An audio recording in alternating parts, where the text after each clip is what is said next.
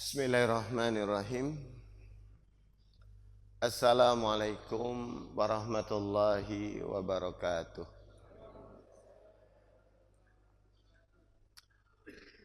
Innal hamdalillah nahmaduhu wa nasta'inuhu wa nastaghfiruh wa na'udzu billahi min syururi anfusina wa min sayyiati a'malina.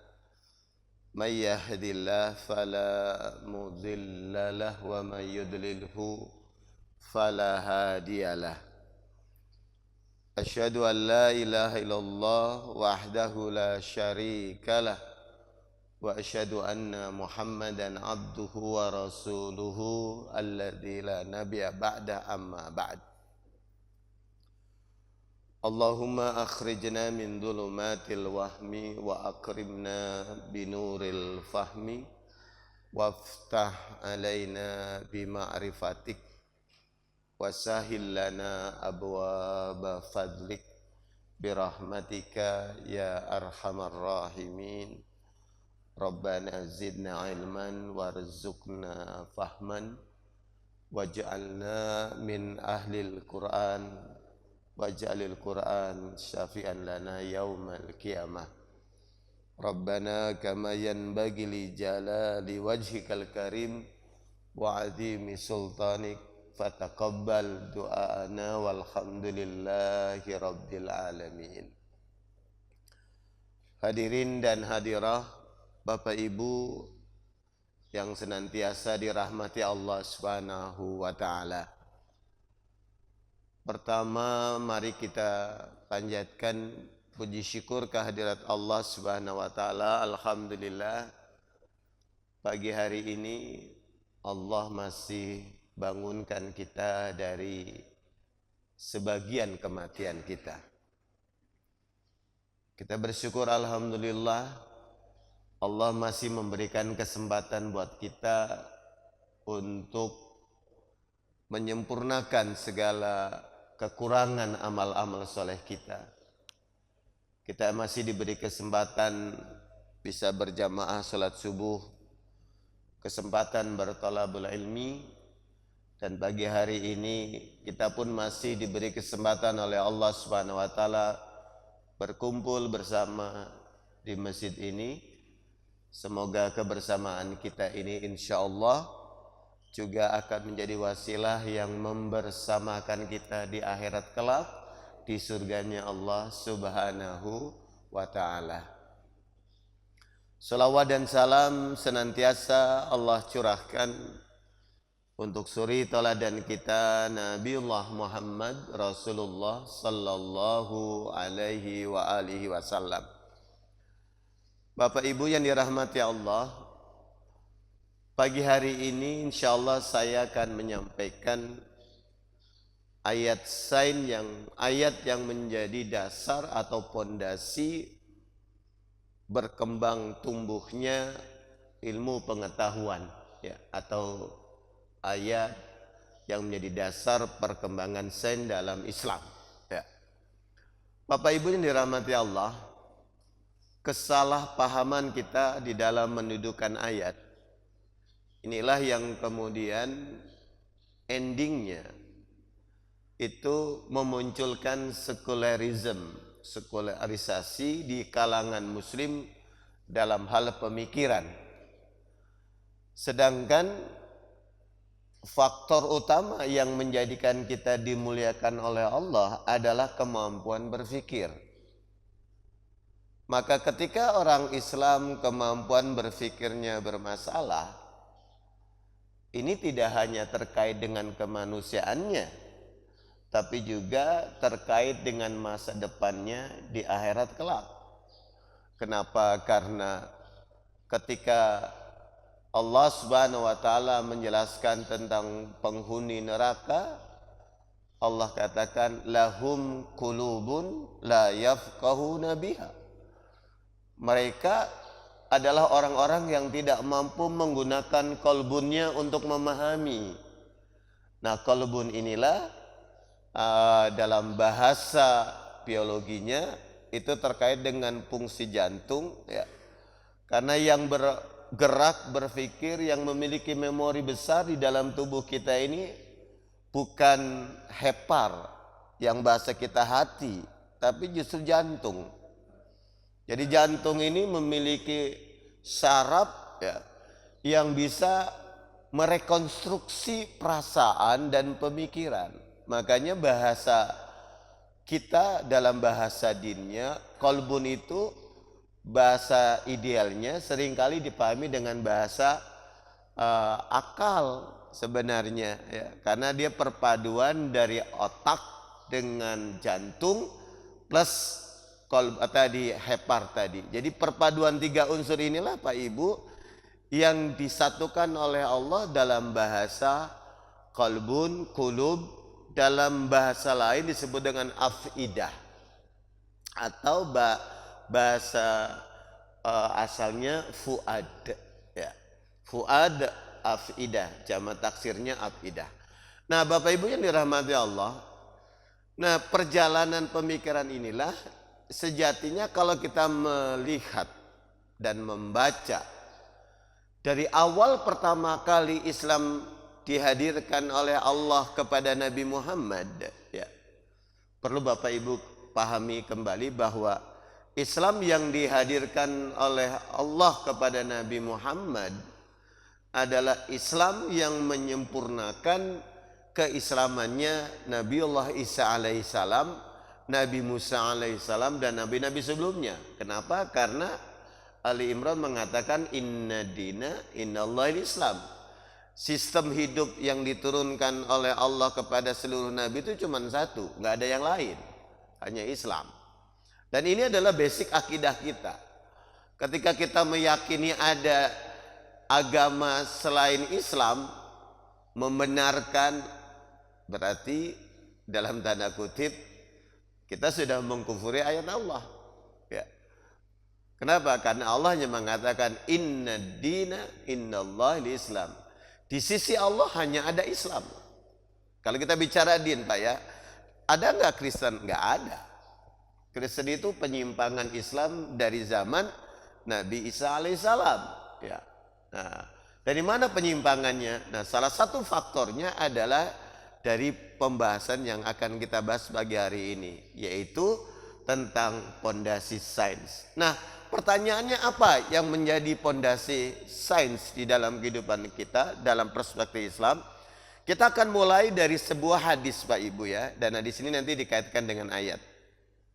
Hadis ini disampaikan, disandarkan kepada sahabat Ibnu Abbas radhiyallahu an, dan ini ada di dalam kitabnya Imam Al-Baihaqi dalam pembahasan Al-Asma was Sifat. Apa hadisnya? Bismillahirrahmanirrahim. Inna awwala syai'in khalaqahullahu ta'ala al-qalam. Wa amarahu an yaktuba kulla syai'in yakunu. Rasulullah sallallahu alaihi wasallam menjelaskan makhluk yang pertama diciptakan oleh Allah Subhanahu wa taala itu adalah al-qalam, pena. Wa amarahu, lalu Allah perintahkan pena itu an yaktuba, untuk mencatat kulla syai'in, segala sesuatu, yakunu, yang akan ada. Yakunu terjemahannya akan ada. Jadi sebelum diciptakan, Allah buat perencanaannya dulu Pak. Konsep umumnya secara general itu ditulis dulu oleh Allah melalui al-qalam. Nah, hadis ini Pak Ibu yang dirahmati Allah adalah hadis yang seringkali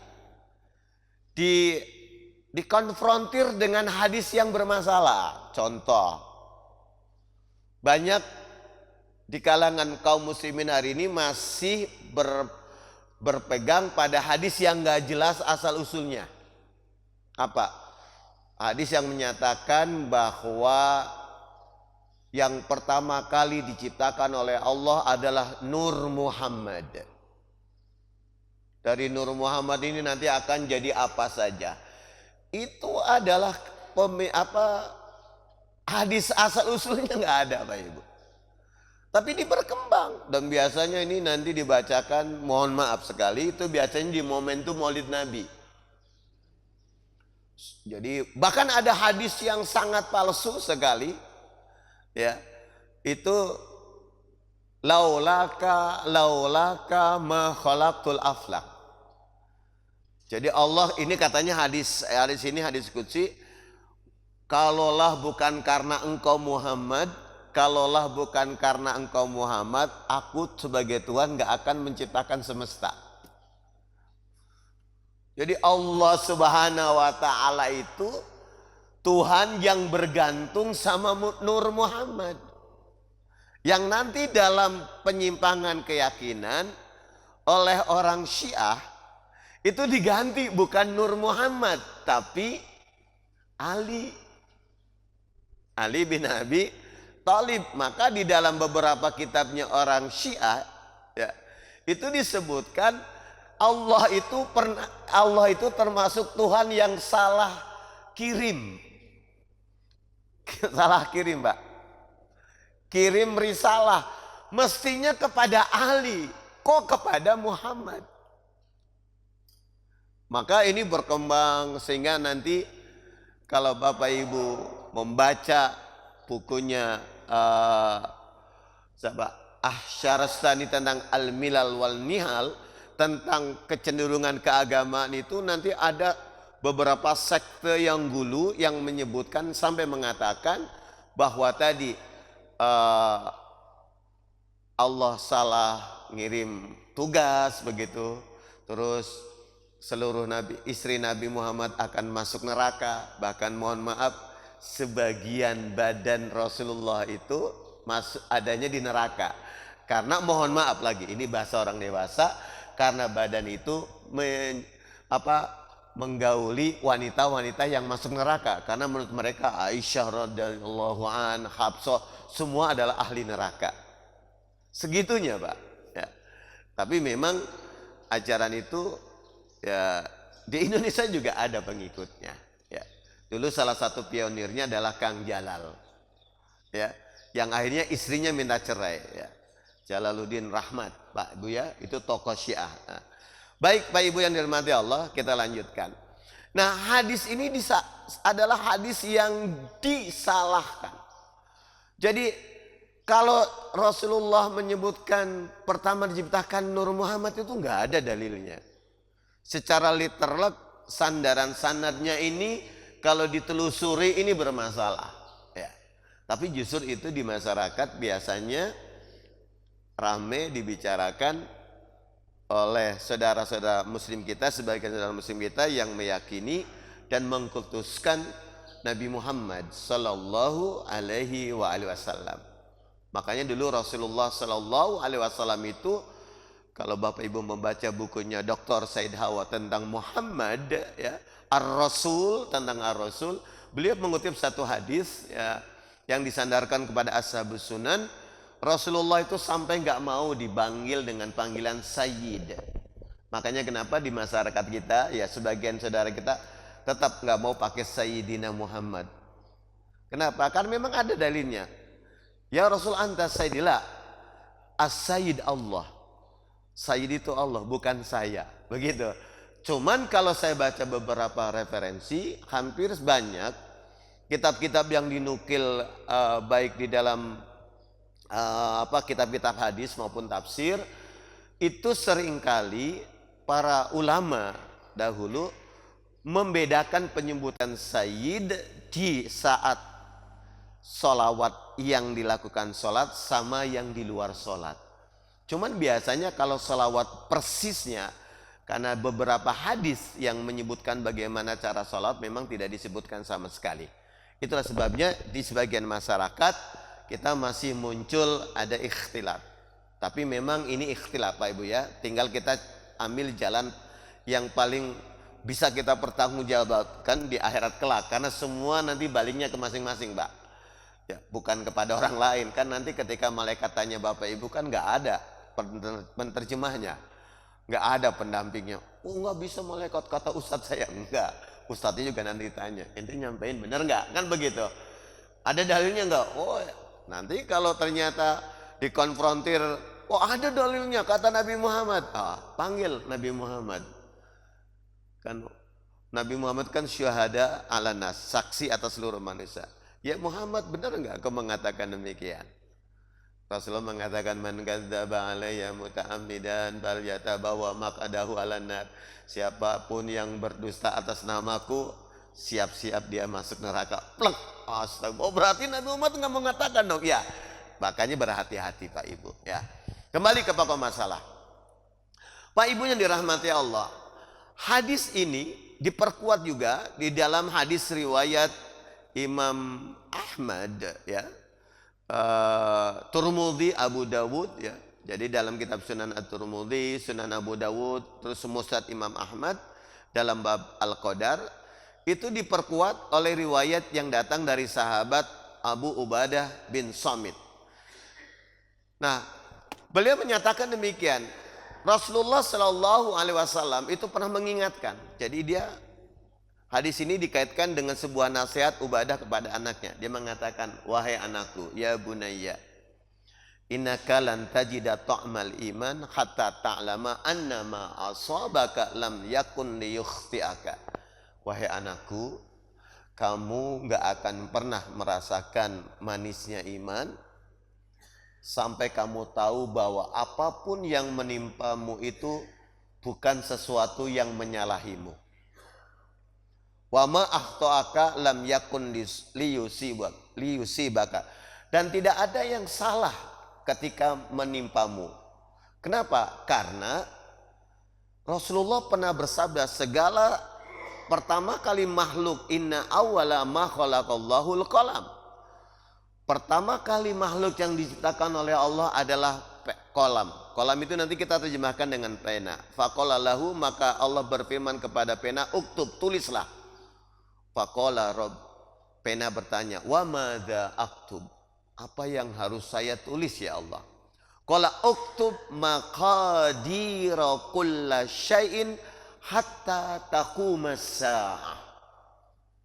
Tulislah segala maqadir, ketetapan-ketetapan, ketentuan-ketentuan apapun yang akan terjadi sampai kiamat, Pak. Jadi Bapak Ibu hari ini hadir di sini pun semuanya ada catatannya. Jadi tinggal database-nya disamakan enggak. Pernah saya sampaikan dalam salah kajian sebelum, Pak Ibu, ketika Allah menciptakan, menetapkan qada dan qadar itu memiliki variasi pilihan. Ada pilihan buruk, pilihan baik. Sebagai penguji nalar kita, kecerdasan kita. Itu sebabnya ketika ada orang membuat pilihan salah, Allah berfirman. Firman-Nya apa? Wa mallahu bidzalimin lil alal ibad. Allah enggak pernah menzalimi.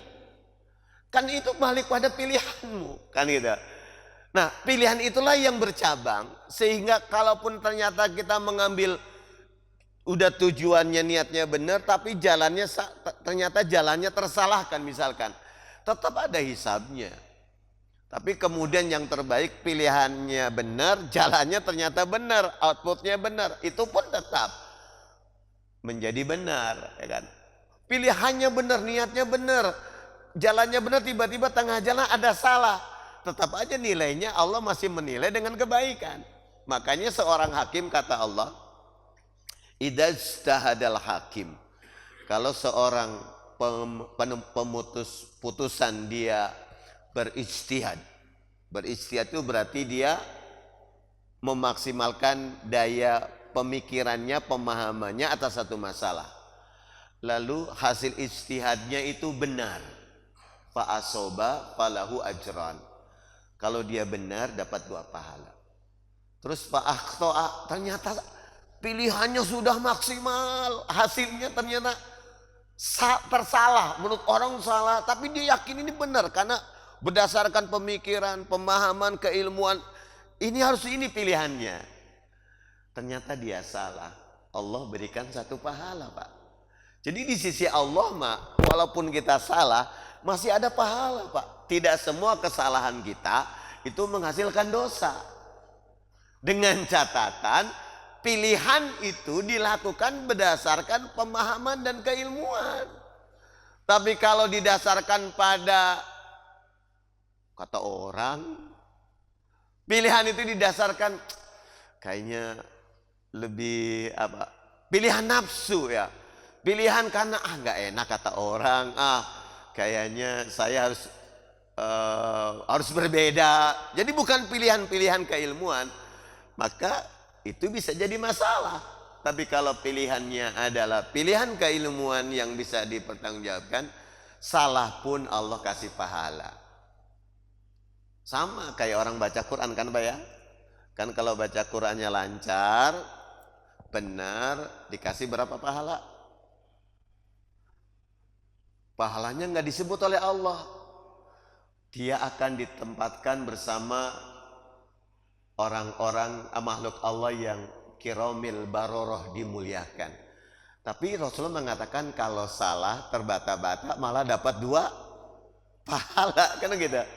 Siapa yang baca Quran lalu dia terbata-bata berat dan ada masih salah, kalau bahasa hadisnya aduh masih susah, Allah berikan dia 2 pahala. Tuh salah saja, kalau kita berikhtiar ingin jadi baik, di dalam kesalahan ada pahala Pak.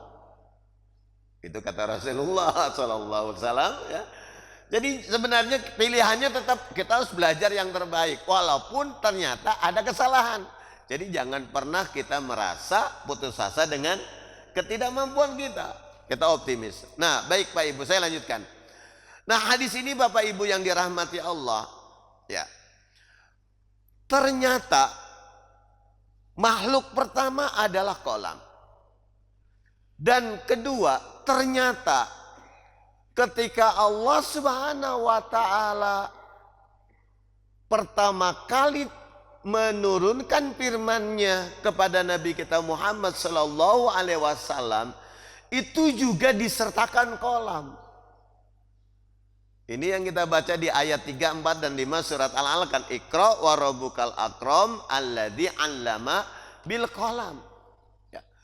Pertanyaannya, kenapa Allah menjelaskan 'allama bil qalam? Allah mengajari engkau Muhammad, dan bukan hanya engkau, mengajari seluruh manusia keilmuannya itu bil qalam, dengan pena. Padahal Nabi Muhammad sallallahu alaihi wasallam ya, itu kan orang yang dikenal dengan ummi. Nih Pak, mohon maaf bahasa. Ini anak gak bisa nulis, gak bisa baca. Baca, belajar pakai pena. Lah, gimana dong kan gitu? Berarti ukur kapasitas. Kalau saya tidak bisa, berarti dengan turunnya perintah saya diminta oleh Yang Maha Kuasa untuk memisahkan orang menggunakan prosedur itu. Keterbatasan dirinya bukan menjadi penghalang untuk melakukan yang sesuai dengan syariat. Makanya Pak Ibu, ada sebuah buku sederhana, mohon maaf saya nggak sempat bawa pagi hari ini ya. Itu Rasulullah jumlah sekretarisnya itu ada 65 Pak Ibu. Sekretarisnya 65. Semua orang dalam segala aspek, semua sahabat yang memiliki keterampilan dan didorong untuk terampil nulis, maka semua sahabat dengan latar belakang boleh jadi penulis, sekretarisnya Rasul.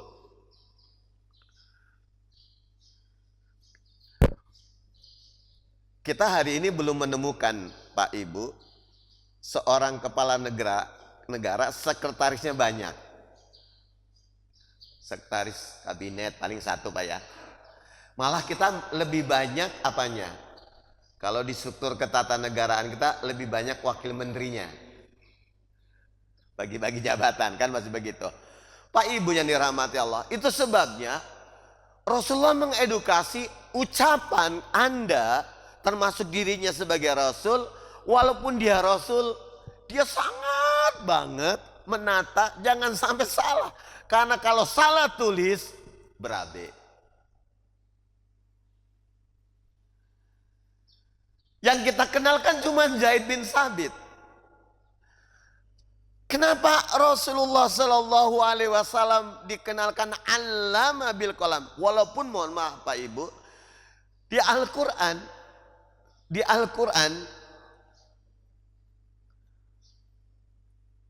kalimat kolam itu nggak banyak Pak Ibu.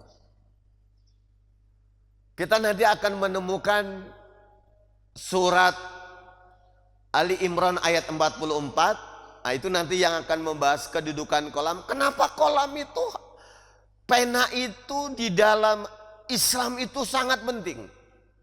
Ya. Karena tadi pertama, Allah Subhanahu wa Ta'ala menciptakan makhluk pertama adalah al-qalam. Dan Allah Subhanahu wa Ta'ala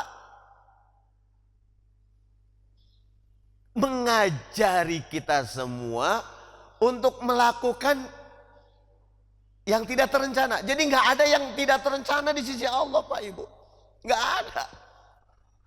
Karena sebelum terjadi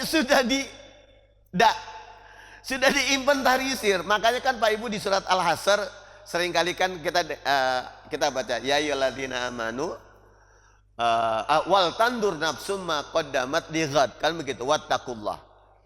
Hendaklah setiap dia memperhatikan apa yang akan terjadi besok hari. Kan begitu kan. Kenapa? Karena apa yang hari ini terjadi Pak, grand design-nya, settingannya itu sudah selesai sebenarnya. Cuma di dalam settingan itu Allah tetap membuat pilihan. Pilihan kedewasaan sekaligus pilihan ujian. Bapak diuji sama Allah. Makanya kenapa orang seringkali mengatakan, kalau saya kemarin nggak makan ini, saya nggak naik darah, gitu kan? Karena memang sebelumnya sudah ada pilihan. Ya jangan makan itu. Tapi kayaknya kalau nggak makan nggak enak nih. Mumpung lah, nih lagi buka puasa, saya makan yang ini aja. Karena hasratnya, pilihannya, kayaknya enak itu. Walaupun tidak menyehatkan atau dia paham badannya sedang tidak sehat-sehat saja, kalau makan itu jadi bermasalah. Tapi karena dia punya keinginan, berarti kan ada pilihan Pak Ibu. Nah, ternyata pilihan dulu ternyata salah sudah terjadi. Ya itu tetap. Makanya Rasulullah mengatakan qadarullah wa masya'a fa'al. Memang ternyata ini bagian dari takdir juga. Kan kita tidak pernah tahu takdir kita kecuali setelah terjadi Pak Ibu. Ya kan? Kita bisa mengatakan, walaupun mohon maaf Pak Ibu ya, orang ini terlihat baik, tapi kita baru bisa mengatakan benar-benar baik setelah endingnya baik. Kan begitu Pak. Makanya dulu ada orang meninggal di pertempuran, para sahabat mengatakan, ini ahli surga ya Rasulullah. Jangan sembarang ngomong ente, ini bukan ahli surga, ahli neraka. Kaget dia. Ya Rasulullah kan wafatnya di medan perang, kok masa ahli neraka? Ente tahu gak dia matinya karena apa? Gak tahu. Nih saya ceritakan, Jibril menceritakan, ini orang tuh mati karena bunuh diri. Loh kok bisa? Dia kena luka, dia gak tahan sakitnya, akhirnya dia mematikan diri. Nah matinya betul di medan perang, tapi asbab yang mematikan dia bukan perangnya, nggak tahan atas derita sakit, maka dia menghabisi dirinya. Makanya doanya kalau bahasa kita adalah doa semoga Allah merahmatinya. Ya, ada orang yarhamuhullah, bukan almarhumnya yarhamullah, tapi ada nggak apa-apa almarhum, yang penting tujuan saya maksudnya yarhamuhullah, semoga Allah merahmatinya. Jadi itu sampai seperti itu Pak Ibu. Kenapa? Karena tadi saya, ibu dan bapak, kenapa harus selalu minta ya Allah, kami minta husnul khotimah. Karena baiknya kita hari ini, apakah tetap akan membaikan sampai mati? Ya hanya Allah yang tahu. Tapi keinginan kita, ikhtiar kita untuk baikan tetap harus diminta. Makanya Rasulullah kan mengajarkan, ya, Allahumma ij'al khaira umuri akhirahu waj'al khaira amali khawatimahu. Ya Allah, jadikanlah sebaik-baik umurku umur penutup, sebaik-baik amalanku amalan penutup. Karena untuk menjadi amal penutup baik kan gak bisa ujuk-ujuk jadi baik, kan gak mungkin, ada proses. Itu Pak. Makanya mintanya doa ini ketika Rasulullah mendengar dari seorang orang Arab Badui, asbabul wurudnya begitu, diceritakanlah ini doa dan diamalkan oleh sahabat Abu Bakar radhiyallahu anhu. Makanya kalau kita lihat 4 khalifatul Rasul, Pak, yang meninggalnya dalam tanda kutip tidak menimbulkan fitnah, kan cuman meninggalnya Abu Bakar radhiyallahu anhu, Pak. Yang meninggalnya nggak menimbulkan fitnah. Tapi bukan berarti meninggalnya 4 sahabat ini buruk, enggak. Tetap dia syahid di jalan Allah. Tapi menimbulkan fitnah. Umar ibn Khattab diapain, Pak? Wafatnya ditusuk. Lagi salat subuh jadi imam. Kejadian yang sama dengan sahabat Ali bin Abi Thalib. Cuman sahabat Ali bin Umar bin Khattab nggak langsung wafat, ada jeda sehingga dia begitu tahu mengatakan alhamdulillah, saya bersyukur pada Allah karena orang yang menusukku bukan orang beriman tapi orang yang selama ini menutupi keimanannya, Abu Lu'lu'ah, yang akhirnya dia lari. Kan begitu Pak Ibu. Utsman bin Affan malah tragis, wafatnya di mana? Lagi baca Quran kan? Lagi baca Quran diapain Pak Ibu? Dipenggal. Kepalanya walaupun nggak disebutkan kepalanya keluar gitu kan, tapi dia ditikam atau dipedang saat baca Quran. Makanya ada Quran peninggalan beliau yang dibaca itu masih ada darahnya Utsman. Saya pernah ketemu seorang jamaah, Ustaz, saya temu Qurannya yang ada darahnya Utsman di mana? Di Bukhara, di daerah, dia wisata ke daerah Bukhara begitu. Nah, itu ada Quran mushaf yang bekas darahnya Utsman masih ada sampai sekarang. Dan tapi nggak bau Pak Ibu. Syahid dong, kan? Belum lagi sahabat Ali bin Abi Thalib kan? Itu juga peristiwanya sama. Sholat subuh, mau sholat subuh ada Muawiyah mau dikenain kan, ada 3 sahabat pada waktu itu yang dianggap sumber polemik. Ada Amr bin As, Muawiyah, satu lagi adalah Ali bin Abi Thalib. Qadarullah yang malah kena Ali bin Abi Thalib radhiyallahu anhu. Padahal kan semuanya ahli surga, 4-4-nya. Ya.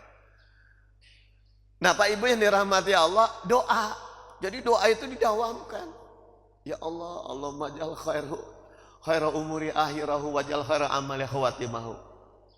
Kan begitu. Nah, Pak Ibu, kenapa? Sinkronisasi. Nah, kembali dengan al-qalam tadi, apa yang terjadi? Kita tetap ada qalamnya. Ya. Nah, pertanyaannya, kenapa Rasulullah Shallallahu Alaihi Wasallam yang besar di lingkungan tidak terpelajar secara pengetahuan hari ini? Ya abad ke-6, Rasulullah tahun 610 Masehi dulu pertama dapat wahyu di Gua Hira kan tahun 610, umur 40 tahun. 610 itu kan Eropa masih gelap gulita. Eropa itu masih gelap gulita Pak Ibu. Bahkan kalau kita membaca sejarah, ini cukup menarik. Ditemukannya pertama kali Bible, perjanjian lama itu di tahun 300-an Pak. 300 Masehi. Itu pun masih belum orisinal. Ya. Nah inilah yang menjadi pondasi. Kenapa kemudian Islam dari awal meletakkan keilmuan, ilmu pengetahuan yang kita sebut dengan sains, yang produknya hasil terapannya dinamakan teknologi, sains dan teknologi.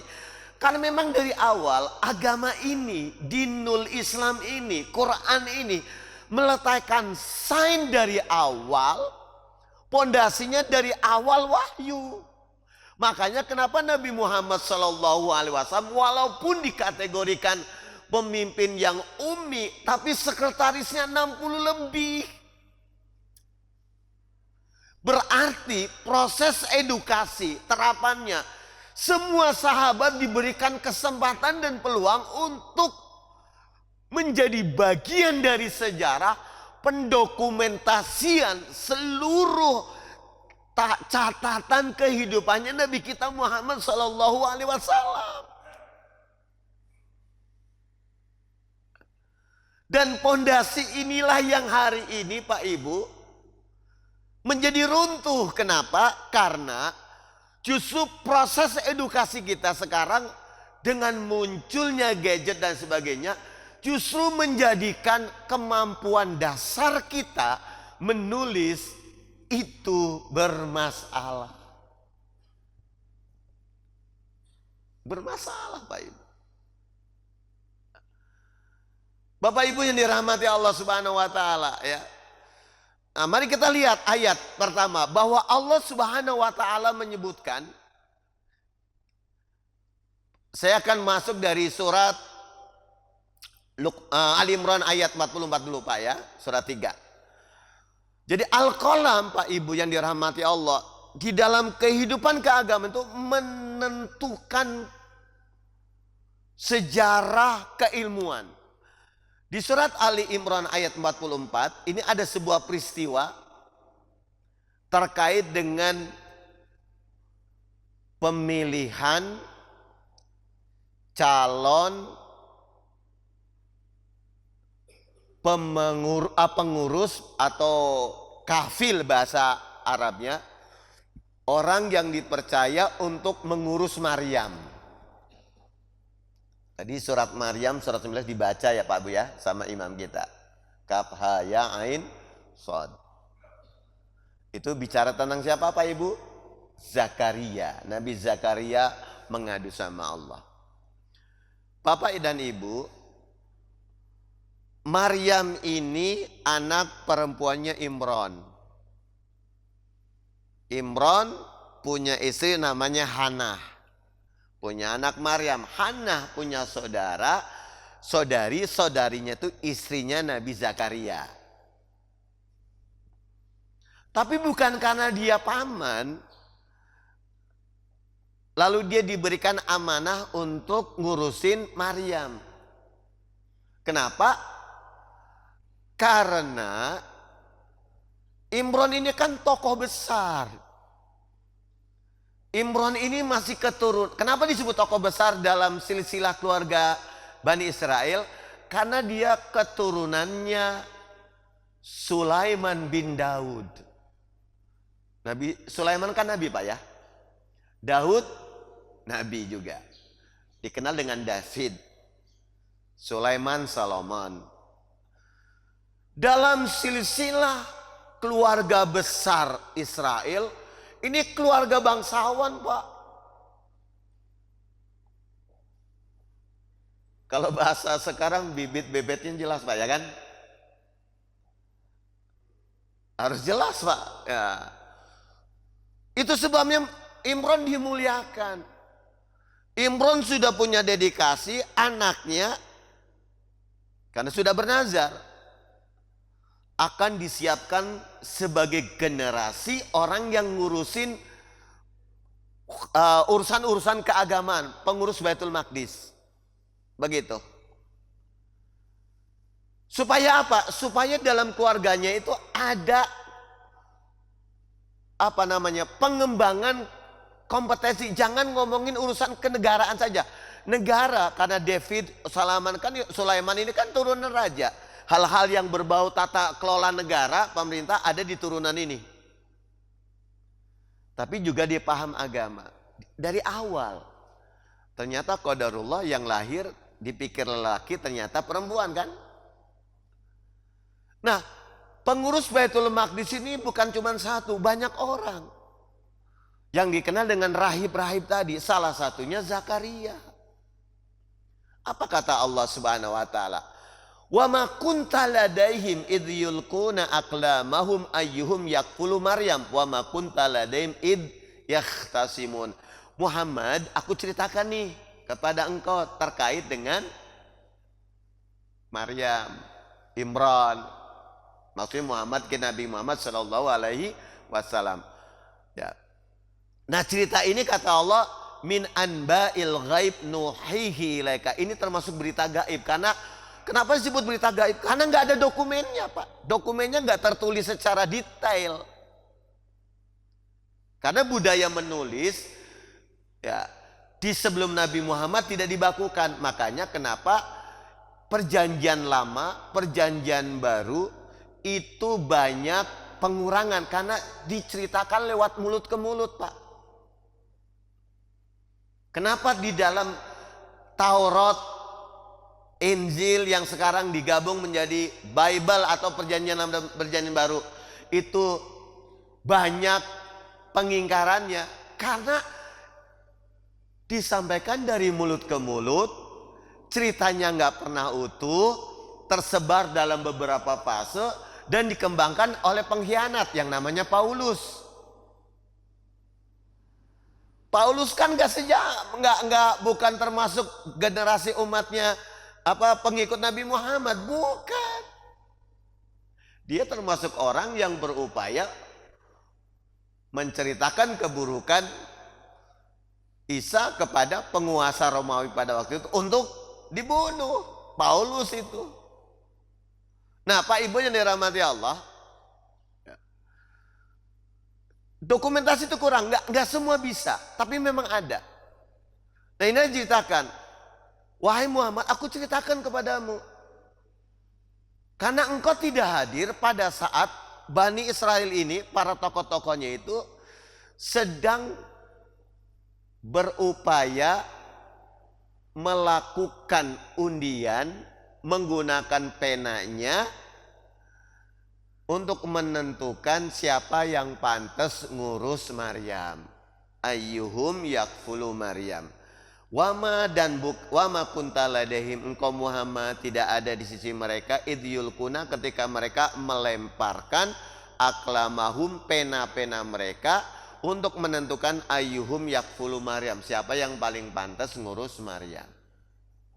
Ibnu Katsir rahimahullah dalam kitabnya Tafsir Al-Quranul Karim menceritakan ada 3 peristiwa, Pak, untuk mencari siapa yang paling pantas ngurus Maryam. Itu yang diuji adalah penanya. Penanya sudah dikeluarin. Nah, awalnya pena ini disimpan, Pak, di sebuah bak, lalu dicari ada anak kecil. Nah, tolong ambil pena yang menurut kamu menarik. Diacak tuh, diambillah, ternyata penanya Nabi Zakaria. Nggak bisa. Bisa saja nih orang ini, anak ini pernah punya hubungan dengan Zakaria. Nggak mau, ulang lagi, diulang, Pak. Penanya dibawa semua pegang-pegang, ini lebih dari 10 orang rahib begitu. Ditetapkan siapa yang penanya tidak terbawa arus sungai, dia adalah yang mengurus Maryam. Dilempar, Pak. Bismillahirrahmanirrahim, semuanya lempar. Yang lainnya terbawa, penanya Nabi Zakaria enggak. Ini ada apa ini? Masih enggak terima juga. Enggak, sekali lagi uji, sekarang dibalik. Biasa kan kalau suara paling banyak kan pasti pengennya memenangkan dong, Pak Bu ya. Kan tadi dari 10 pena lebih ditetapkan yang penanya nggak mengalir, nggak terbawa arus, dia yang bisa memelihara Maryam. Ternyata 10 lebihnya mengalir, terbawa, yang satu enggak. Maka ditukar. Sekarang dibalik.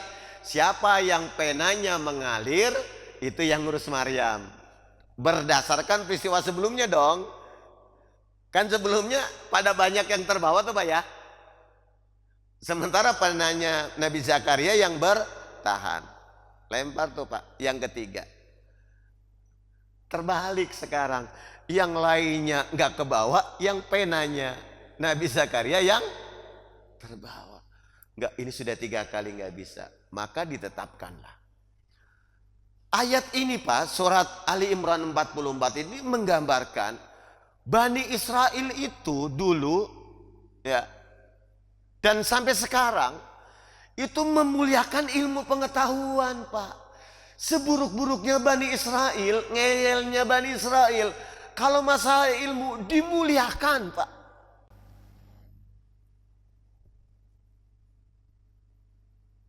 Suaranya didengar.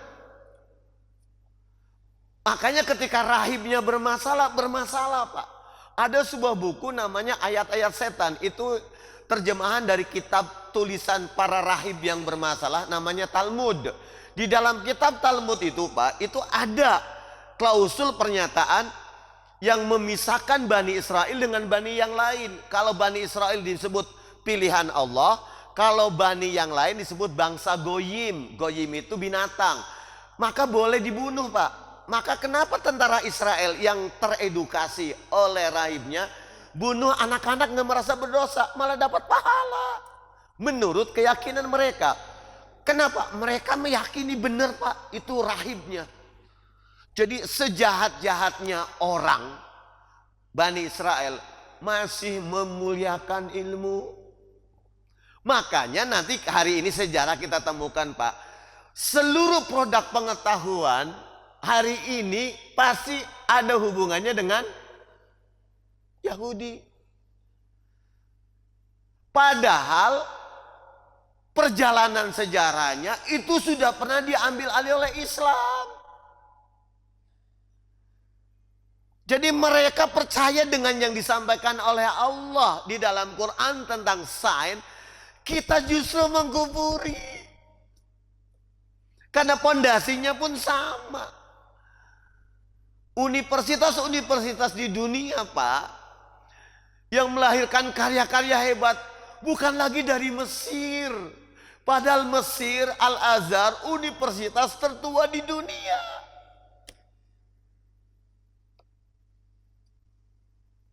Kenapa? Kan begitu.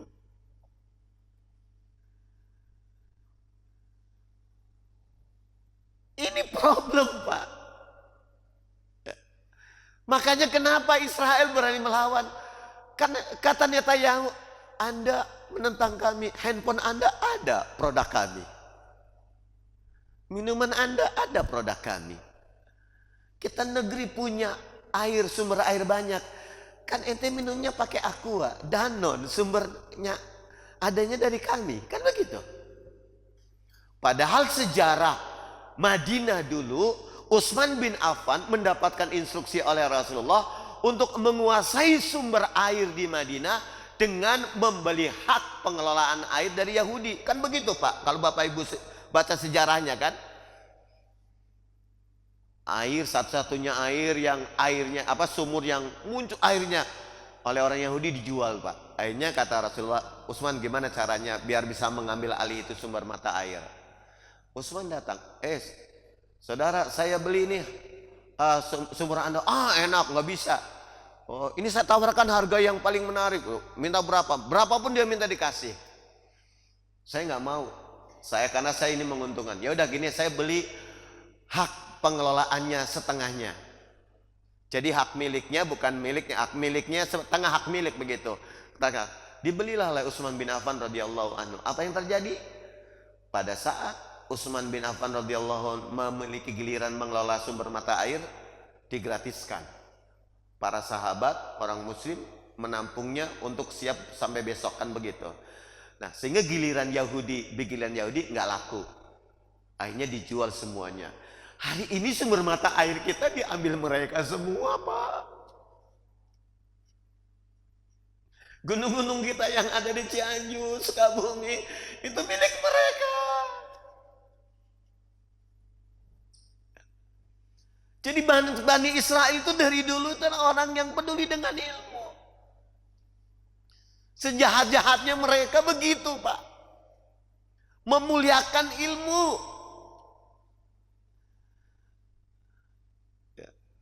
Ini diciptakan oleh Allah. Bahkan Allah Subhanahu wa taala menjelaskan tentang ilmunya Allah yang tidak terbatas di surat Luqman ayat 27. Walau anna ma fil ardi min sajaratin aqlam wal bahru yamudduhu min ba'dihi sabatu abur ma nafidat kalimatullah innallaha azizun hakim. Kalaulah seluruh pohon yang ada di bumi ini dijadikan pena dan lautan 7 samudra menjadi tintanya untuk menuliskan kalimat Allah, nggak bisa karena kalimat Allah nggak selesai. Luas banget ilmu Allah, Pak.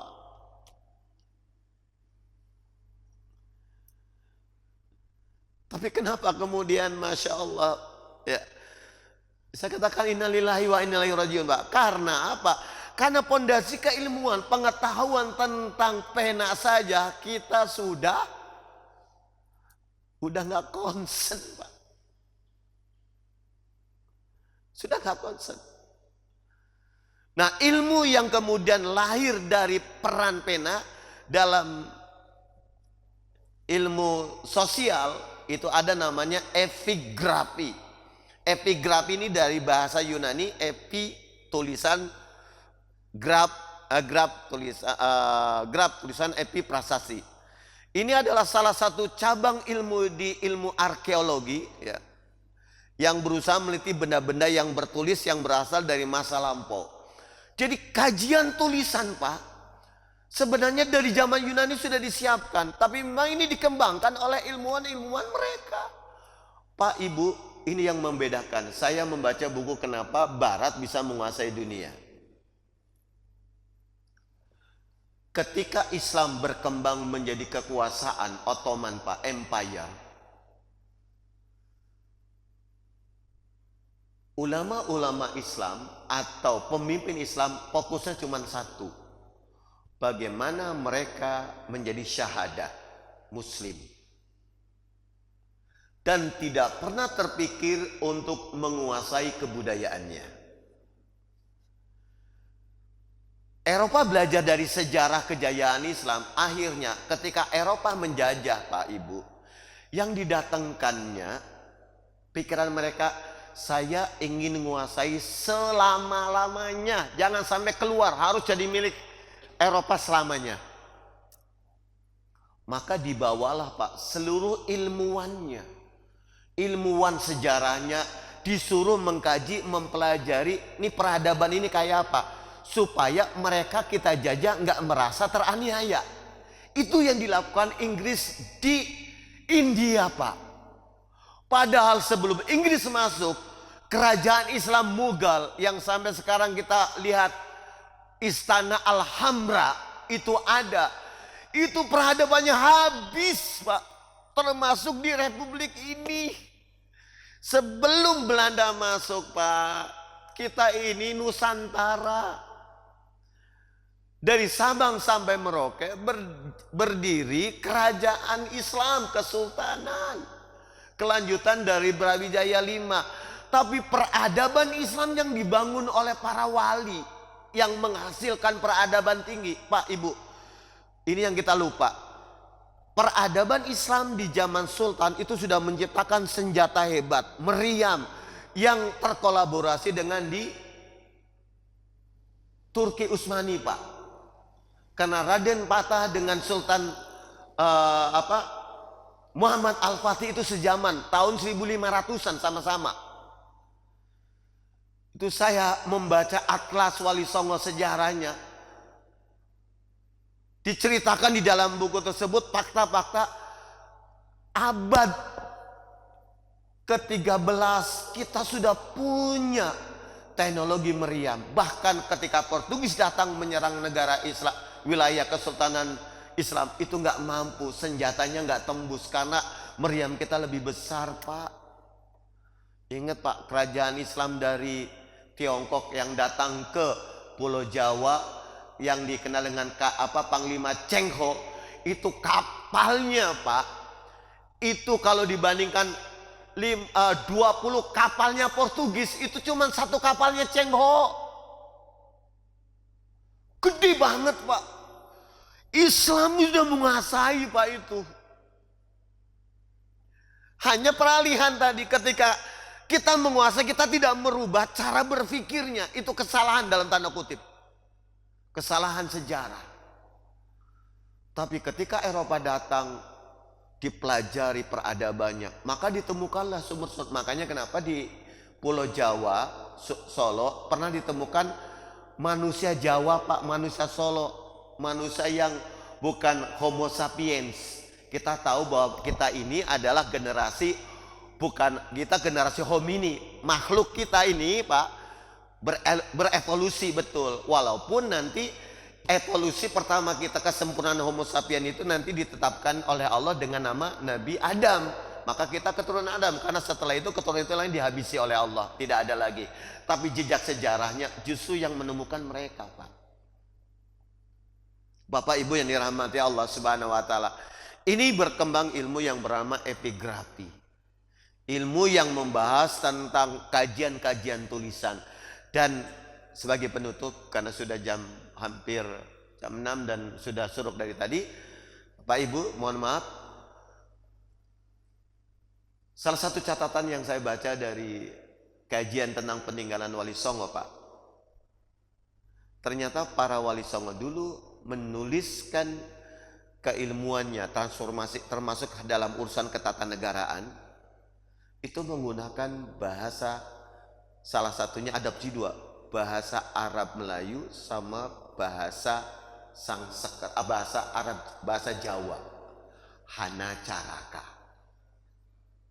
Hono Coroko, Doto Sowolo, Hana Caraka Data Sawalaka.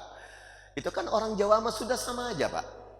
Pertanyaannya, Bapak di sini masih ada nggak yang bisa bahasa ini?